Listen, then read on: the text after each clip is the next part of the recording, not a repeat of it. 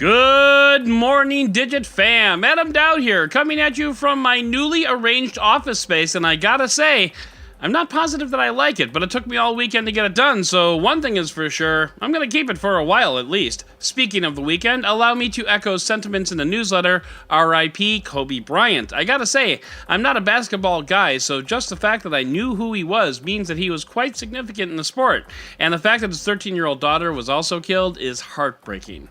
And now, in what might be seen as fairly insensitive, let's talk about planes. It is January 27th, 2020, and this is your Digit Daily. Boeing has gotten a lot of headlines of late, and not for any kind of good reason. Whether it's brand new planes crashing or those same planes clogging up Boeing's parking lot, things have not looked good for the little airplane maker that could. So when the Boeing 777X took its maiden voyage over the weekend, Boeing had a chance to brag and puff out its chest a little bit because this is the biggest twin-engine passenger jet in the sky. And there are two variants of this plane because of course there are.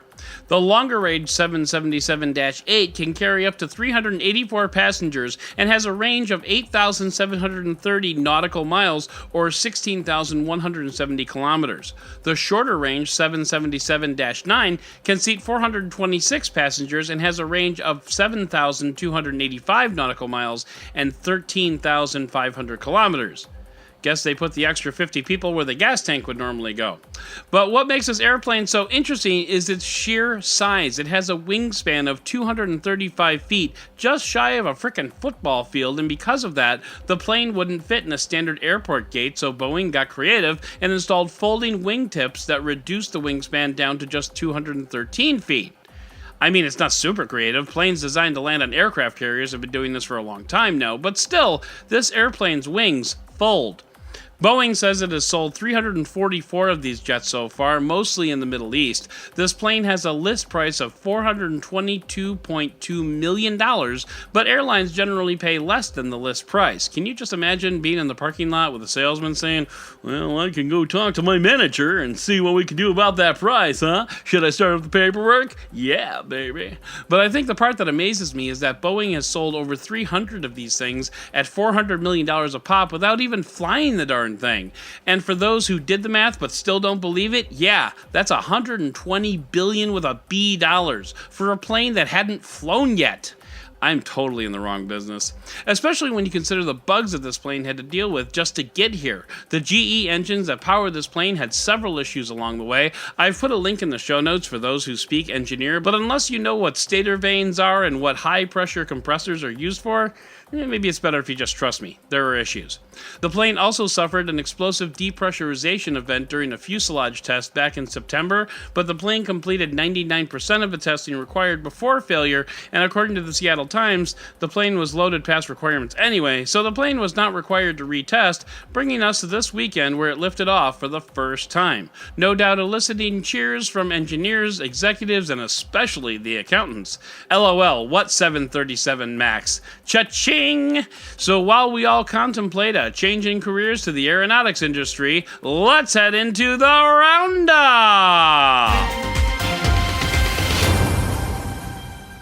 Motorola released a sort of PSA video over the weekend regarding the Moto Razr. According to Moto, bumps and lumps in the screen are normal, you shouldn't use anything sharp on the screen, and you should fold it up before you put it in your pocket.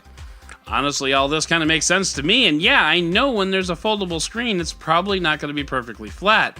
But the one part of the video that got me was the part that said don't put a screen protector on it. Like, honestly, who would do this? It's a folding frickin' phone. But you know Moto put that in the video because they know some idiot out there is going to do it, and they don't want to get sued. So, I get it, but I'd also hope for better from humanity. My colleague David Amell quit the internet for 9 days. 9 whole days? Yes, 9 days while traveling in Japan because he realized that his addiction to social media was starting to take over his life. He says he first realized it when he was taking a bath and he was endlessly flipping between apps and refreshing them, and suddenly it hit him, he might have a problem. Personally, I would think taking a phone with you into the bathtub might have been your first indication of a problem, but fine, you do you. So David experienced about 5 days of FOMO, 4 days of relative peace, and it took less than 2 days until he once again found himself in the bathtub with a phone, and round we go. There's a new platform for short, stupidly funny videos, and it's not TikTok, it's called Byte.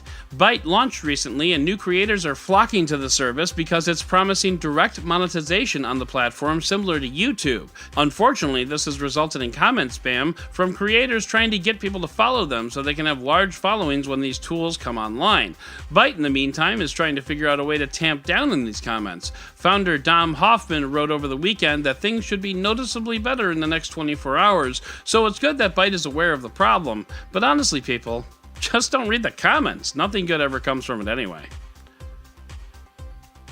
This week, around 350 Amazon employees plan to openly disregard a company policy that says that they are not allowed to discuss Amazon policies in public without prior authorization. The organizers believe that Amazon, who has 600,000 employees worldwide, won't be able to fire 350 of them, or 0.0583 of their workforce, and the policy will be unenforceable. Well, maybe. I mean, hey, good luck to you. Maybe you'll be right, and maybe Amazon won't be able to fire you. At least not right away, and at least not all at once. But they can damn sure start looking for replacements. But yeah, sure, go ahead and discuss your policies. And finally, the state of Vermont is looking at allowing emojis on their license plates, possibly making it the only benefit to actually living in Vermont. The legislation would allow vanity plates to have the standard letter and number combinations, followed by one of 6 emojis, and sadly, an eggplant wasn't one of them. Emoji or not, it still wouldn't stop me from getting the vanity plate of my dreams, which would be the letter N and E, followed by the number 1469. I'll let you figure out why, though the last 2 digits are probably a big hint. But for now, that's going to do it for today's Digit Daily. If you'd like to learn more about any of these stories, check out the links in the show notes and subscribe to our daily newsletter on Digit.com. And if you like what you heard, subscribe, leave a review, and don't forget to tell your friends about DigitDailyPod.com. Once again, I'm Adam Doud, Dead Technology on Twitter, and we'll talk again tomorrow.